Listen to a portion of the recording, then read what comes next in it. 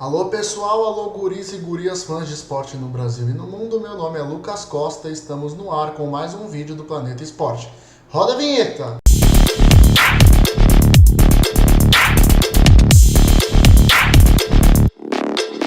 Começando mais um vídeo do canal Planeta Esporte no YouTube, já deixa seu like, se inscreva no canal, compartilha com os amigos e clica no sininho para não perder nenhuma notificação de quando tem conteúdo novo no canal. E vamos começar falando do Santos, o Santos que no meio de semana foi eliminado da Copa Sul-Americana, perdeu para o Libertad por 1-0 lá em Assunção, venceu na Vila por 2-1, mas com critério de desempate. O gol marcado pelos paraguaios na Vila, eles se classificaram para encarar o Red Bull Bragantino na semifinal da Copa Sul-Americana. Falando do Campeonato Brasileiro, o Santos jogou hoje contra o Internacional, empatou em 2-2, caiu para a 11ª colocação do campeonato, poderia estar em sexto se vencesse, poderia estar lá no G6, no grupo dos times que se classificam para a próxima Taça Libertadores, mas com o empate isso não aconteceu.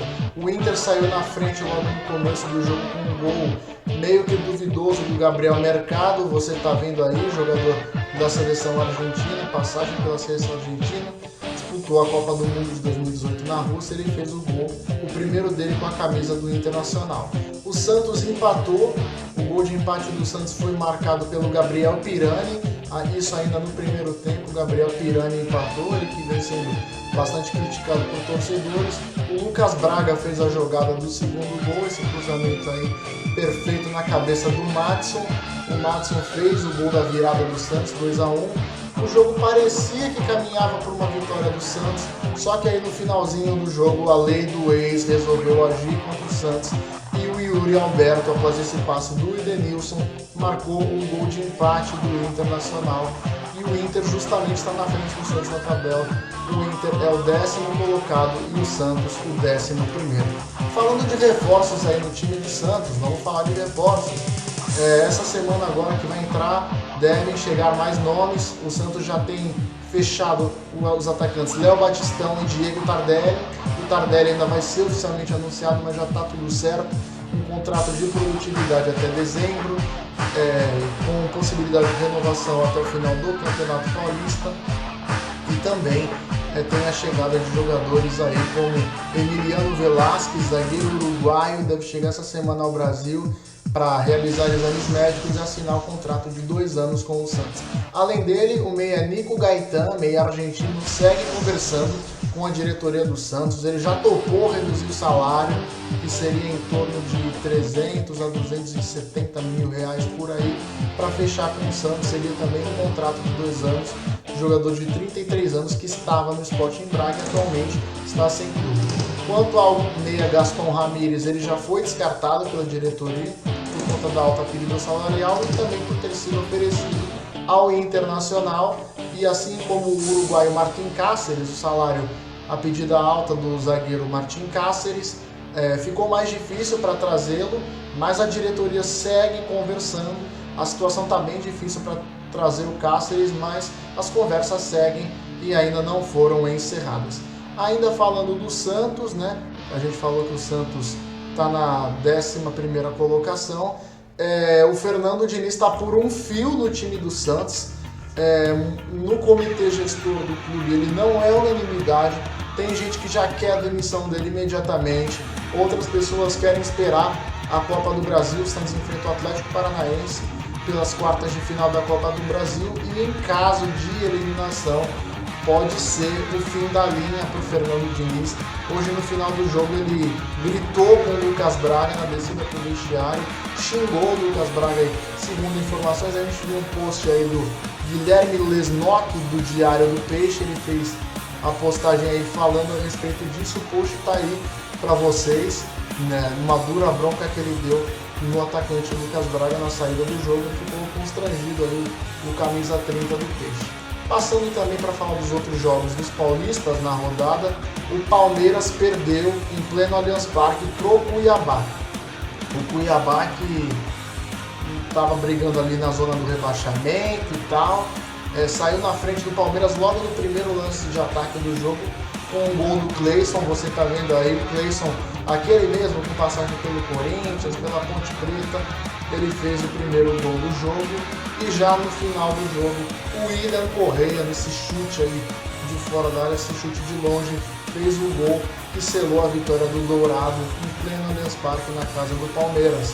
E também o Corinthians venceu, o Corinthians jogando fora de casa, o time do Silvinho venceu o Atlético Paranaense por 1-0, esse gol de cabeça marcado pelo Rony.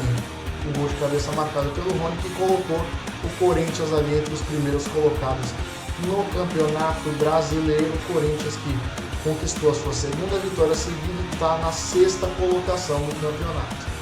Agora vamos dar uma pausa no jogo dos paulistas. A gente tem também o jogo do São Paulo que está acontecendo nesse momento. O jogo do São Paulo está aos 4 minutos do segundo tempo. O São Paulo vai vencendo por 1-0, o gol marcado pelo Pablo. Vamos falar rapidinho de futebol feminino, porque hoje tiveram jogos das quartas de final. Jogos das quartas de final do Campeonato Brasileiro Feminino. Já temos uma semifinal definida. Uma das semifinais que vão contar com Internacional e Palmeiras. O Palmeiras que está vencendo aqui no Allianz Parque por 4-1. Perdeu o primeiro jogo em Porto Alegre por 2-1 para o Grêmio. Está vencendo no Allianz Parque por 4-1. E o Internacional de Porto Alegre eliminou o São Paulo no Morumbi com um gol marcado nos acréscimos. O jogo estava indo para os pênaltis e o Internacional conseguiu marcar um gol nos acréscimos aí para garantir a sua classificação. Ainda falando do Campeonato Brasileiro Feminino, o Corinthians garantiu a sua vaga nas semifinais ao vencer o Avaí Kinderman na Fazendinha pelo placar de 6-0. O Corinthians já havia vencido de 4 no primeiro jogo e agora fez 6-0, 10 gols no placar agregado, e amanhã vai sair a definição do último semifinalista do Campeonato Brasileiro Feminino entre Santos e Ferroviária. A Ferroviária venceu o primeiro jogo por 3-2 em Araraquara e com isso o Santos precisa vencer por 2 gols de diferença para se classificar para a semifinal. Vitória por 1 gol, o jogo vai acabar nos pênaltis. Vamos falar também da Premier League. Tivemos hoje a segunda rodada do campeonato inglês. Destaque para o clássico londrino entre Chelsea e Arsenal. Marcou a reestreia do Lukaku com a camisa do Chelsea. Ele fez esse gol aí, essa trombada aí com o Pablo Maria, ex-zagueiro do Flamengo. Abriu o placar lá no Emirates Stadium. E aí o James marcou o segundo gol do atual campeão europeu. Vamos falar também do que aconteceu lá na França, no campeonato francês, a confusão no jogo entre Nice e Olympique de Marseille, o famoso derby da Costa Azul, pela terceira rodada do campeonato francês. O Nice venceu por 1-0, mas o placar vai virar 3-0 por conta de WO, porque aos 30 minutos do segundo tempo, quando o Nice vencia por 1-0, torcedores locais atiraram uma garrafa com líquido nas costas do francês Dimitri Payet, jogador do Olympique de Marseille, antes de uma cobrança de escanteio. Ele se revoltou e revidou com o apoio também do Guendouzi e do Álvaro Gonçalves, espanhol, aquele da polêmica com o Neymar. Na sequência teve invasão generalizada do gramado, agressões, e a partida precisou ser interrompida, paralisada por mais de 1 hora.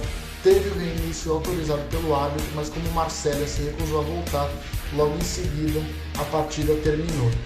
O Gerson, ex-jogador do Flamengo, campeão da Libertadores pelo Flamengo, saiu na porrada com o jogador do Nice, torcedores do Nice também que foram para cima dos jogadores do Marselha, foram contidos ali. Os jogadores do Nice tentavam acalmar os ânimos, no caso o Dante, zagueiro do Bayern de Munique, seleção brasileira lá do 7-1, e também o Jorge Sampaoli, ex-treinador do Atlético Mineiro, do Santos, foi contido por seguranças, porque ele ficou revoltado com o que tinha acontecido. O Luan Pérez, ex-zagueiro do Santos, foi agredido ao lado do Guendouzi. Você pode ver a imagem aí de como ficou o pescoço aí do Luan Pérez, o ex-zagueiro do Santos.